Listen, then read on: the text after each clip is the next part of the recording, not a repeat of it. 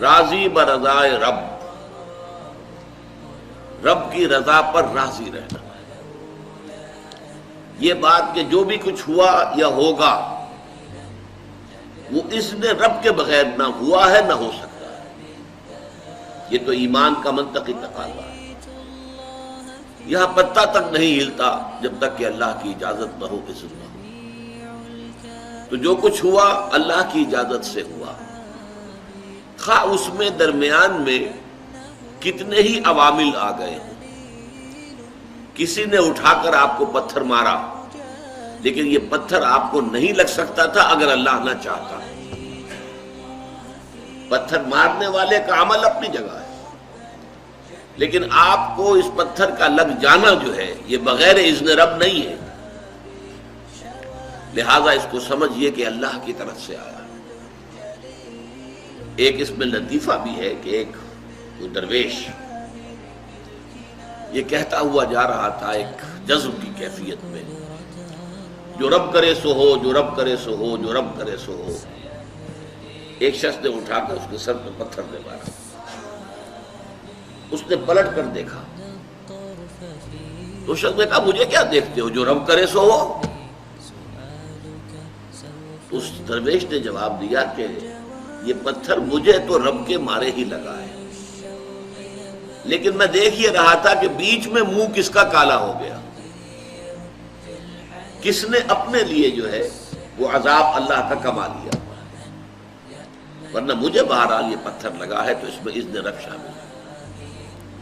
اچھا، اب جو شے اذن رب سے ہو رہی ہے، بندہ مومن کا اگر اپنا تعلق اللہ کے ساتھ مخلصانہ ہے، اس میں منافقت نہیں ہے، اس میں ریا نہیں ہے، اس میں دھوکہ نہیں ہے، اس میں فریب نہیں ہے. مخلص، مخلصین لہ الدین، تو اللہ تعالیٰ کا تعلق بھی اس کے ساتھ ریسیپروکیٹ کرتا ہے. اللہ تعالیٰ انا عند ظن عبدی بی، حضور یہ اللہ کا قول ہے حدیث قدسی میں کہ میرا بندہ میرے بارے میں جو کچھ گمان کرتا ہے میں وہی سلوک اس کے ساتھ کرتا ہوں. اللہ تعالیٰ بھی مخلص ہے.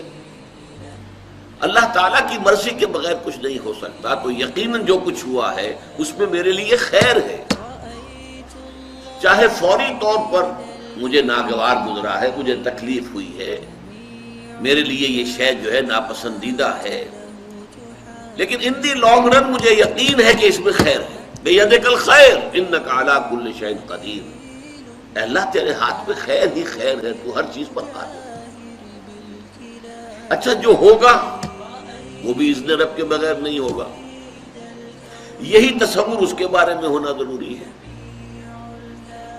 اسی کا نتیجہ یہ نکلتا ہے جس کو قرآن مجید بار بار کہتا ہے، بار بار کہتا ہے، بار بار کہتا ہے، لا خوف علیہم ولا هم یحزنون. کیا مطلب اس کا؟ نہ ان پر کوئی خوف ہے نہ حزن سے دو چار ہوتے ہیں. عام طور پر یہ سمجھا جاتا ہے کہ یہ آخرت میں ہوگا. آخرت میں تو بتمام و کمال ہوگا، دنیا میں بھی ہوتا ہے. خوف کس بات کا بھائی؟ ہوگا وہی جو میرا رب چاہے گا. وہ میرا دوست ہے، میں اس کا ولی، وہ میرا ولی. الا ان اولیاء اللہ لا خوف علیہم ولا هم یحزنون.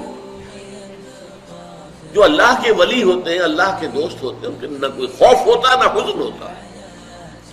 خوف کس بات کا؟ ہوگا وہ جو اللہ چاہے گا، اور جو کچھ اللہ چاہے گا اس میں کوئی نہ کوئی خیر ہوگا، چاہے فوری طور پر مجھے نظر نہ آئے. قرآن کہتا ہے سورہ بقرہ میں عسیٰ ان تکرہوا شیئا وہو خیر لکم وعسیٰ ان تحبوا شیئا وہو شر لکم. عین ممکن ہے کہ تم کسی چیز کو ناپسند کرو درحالے کہ اسی میں تمہارے لیے خیر ہو، اور عین ممکن ہے کہ تم کسی چیز کو پسند کرو درحالے کہ اس میں تمہارے لیے شر ہو. اللہ یعلم وانتم لا تعلمون. اللہ جانتا ہے، تم نہیں جانتے. تم افعال و اعمال و احوال و واقعات کے ظاہر کو دیکھتے ہو، اس سے متاثر ہو جاتے ہو. اس کے پردے میں کیا مشیت اذنی ہے، کیا ارادہ خداوندی ہے، اس کے پشت پر کیا چیز ہے جو اللہ تعالیٰ کو مطلوب ہے، یہ ہمیں نظر نہیں آتا. We are short sighted. ہماری نگاہ جو ہے بس کچھ دور تک جاتی ہے، اس سے آگے نہیں جاتی. لہذا افعال و اعمال و احوال و واقعات کے صرف ظاہر پر ہماری نگاہ ہے، باطن پر تو ہے ہی نہیں. لہذا ہم اس سے متاثر ہوتے ہیں. تو در حقیقت ایمان کا حاصل الا ان اولیاء اللہ لا خوف علیہم ولا هم یحزنون. اللہ کے دوستوں پر نہ کوئی حزن ہے نہ خوف ہے، کوئی سوال ہی پیدا نہیں ہوتا. اسی طریقے سے قرآن مجید جو ہے بلند ترین مقام جو انسان کا ہو سکتا ہے، اس کی تعبیر کے لیے الفاظ استعمال کرتا ہے رضی اللہ عنہم ورضوا عنہ. اللہ ان سے راضی ہو گیا، وہ اللہ سے راضی ہو گئے. یہ باہمی رضامندی ہے، دو طرفہ. دو طرفہ اللہ کے ساتھ تعلق ہوتا ہے، دو طرفہ تعلق ہوتا ہے. تم اللہ سے محبت کرو گے، اللہ تم سے محبت کرے گا. تم اللہ کے ساتھ مخلص ہوگے، اللہ تعالیٰ تمہیں واقعتاً اپنا مخلص بندہ بنا لے گا. تم اللہ کی طرف چل کر آؤ گے، اللہ تمہاری طرف دوڑ کر آئے گا. تم بارش برآؤ گے، اللہ ہاتھ بڑھائے گا. تم اسے محفل میں یاد کرو گے، اللہ اس سے کہیں بہتر محفل میں تمہارا تذکرہ کرے گا، ملائکہ مقربین کی محفل میں. تم اللہ کو اپنے دل میں یاد کرو گے، اللہ اپنے جی میں تمہیں یاد کرے گا. یہ دو طرفہ معاملہ ہے.